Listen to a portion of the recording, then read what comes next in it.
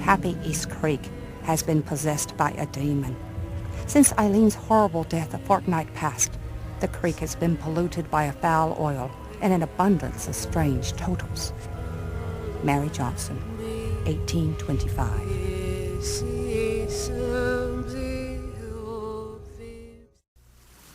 There was an incident that occurred involving a young child by the name of Eileen Trakel.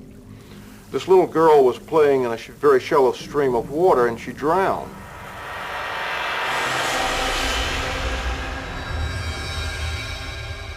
Now, the creek was real shallow. It was only probably 6 to 8 inches deep.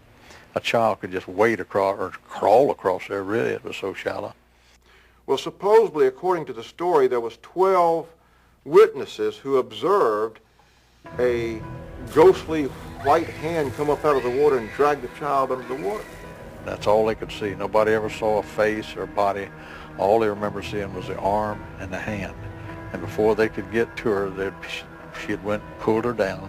She'd went under the rocks and the mud, and everything was calm again. But I have a problem with this story. How is it that 11 people happen to be in the right place at the same time to simultaneously see this ghostly hand come up and drag this child under the water? The river is searched. Now, unfortunately, you're talking about knee-deep water. It's only 2 or 3 feet at the maximum. Her body should have easily been found. It's never found. I think that in the case of the Eileen Trakel story is that there's another explanation, that perhaps it was something like parental neglect. Someone wasn't watching the child and the child drowned. For the first time in recorded history, a death is blamed on the Blair Witch. The news of it spreads as far as Baltimore, sparking this reaction. Dear Sir, I find myself forced to write this letter upon the atrocity that I found within your pages this Sunday past. I have never seen such callousness shown towards the death of a young child, especially one who was taken from this world in such a terrible manner. As to your humorous view of the beliefs of her parents that she was murdered by a ghost, I remind you that there have been many reports of such terrible spectres witnessed in the nearby townships. Whether or not these wild tales are true is incidental. The fact remains that a young girl has tragically drowned, and her memory should not be tarnished by such wild and torrid speculation over the manner of her death. Sincerely, Eugene Robertson. The river, according to what we've been told through written records, then turns oily and has a bunch of stick figures floating into it for the next week. No one can use the river for any kind of water for food or drinking or anything like that. It's totally unusable. After that, the people wouldn't even go near the creek. They wouldn't fish in it, they didn't swim in it, they didn't do anything in it because it just scared them completely to death, and they blamed that on the Blair Witch. May 15th, 1829. Delivered twin calves this morning. I'm moving the entire herd to the fallow pasture because 3 cattle died from drinking creek water. I'm using the pond instead. Lloyd Wellens, Farming Journal. And the town again kind of returned to normal one more time.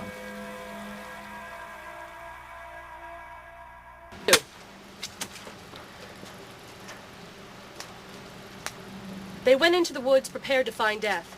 What they found was a desecration of humanity at the site which trappers have often referred to as Coffin Rock. On top of the rock formation,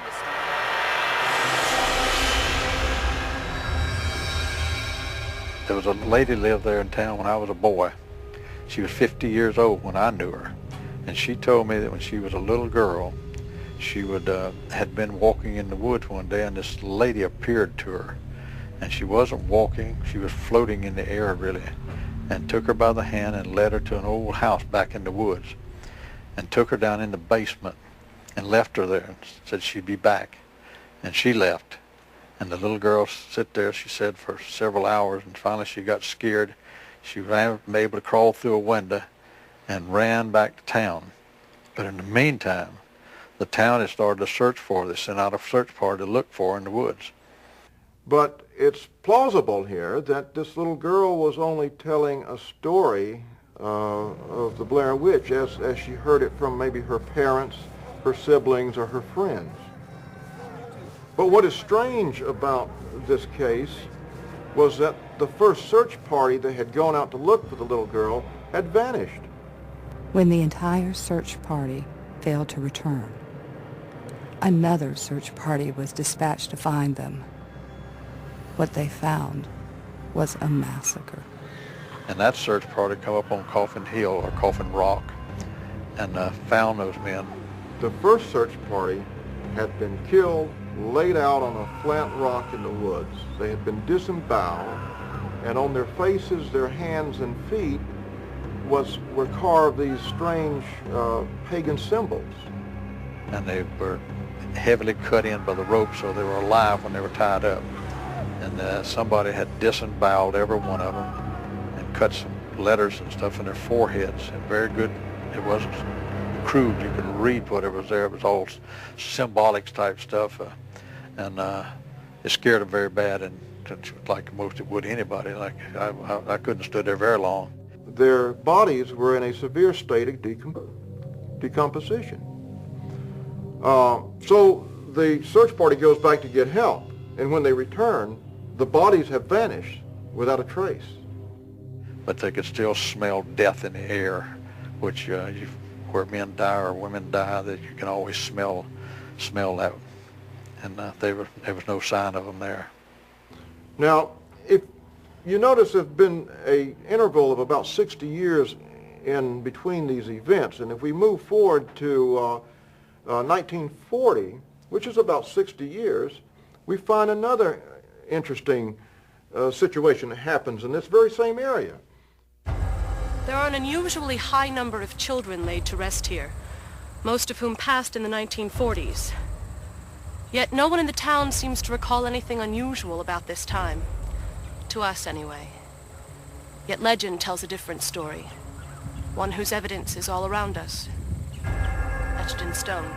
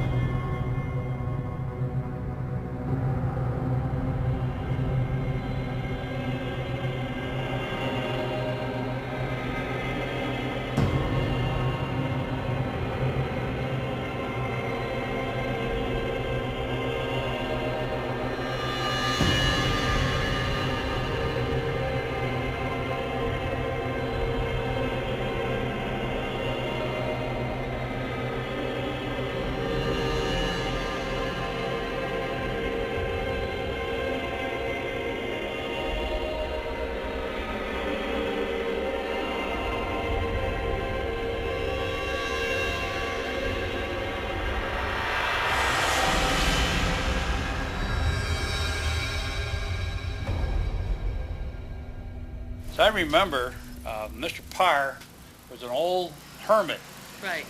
And he lived up on the mountain. He had a place up there, been there for a long, long time. Sort of in the winter, I guess, the fall or the winter 1940, some of the young kids started to disappear, and nobody knew anything about why they were disappearing. Finally, one day, old Mr. Parr come down into the market and said, "I'm finally finished." And what did he mean by that? Well, I guess nobody knew at first, but the police finally went up on the mountain, and they searched his house, and they found the bodies of 7 kids from the area. Wow. And those were the 7 kids that were missing. And then they brought them out of the woods one at a time, and it just was a terrible thing. It just tore the whole community up. Each of them had again been disemboweled. There was again reported strange markings of carvings on their hands, on their foreheads, ritualistic carvings, if you will. Well, Rustin Parr admitted to this crime, and in the court he said that the reason he killed the children is that he was doing what this old lady ghost had told him to do. Now, it's possible that this man was trying to fit himself into the mythos of the Blair Witch. but that's conjecture. One child, Kyle Brody, would escape from Parr's clutches. He was able to give testimony, and it was his words that decided the fate of the Burkittsville killer.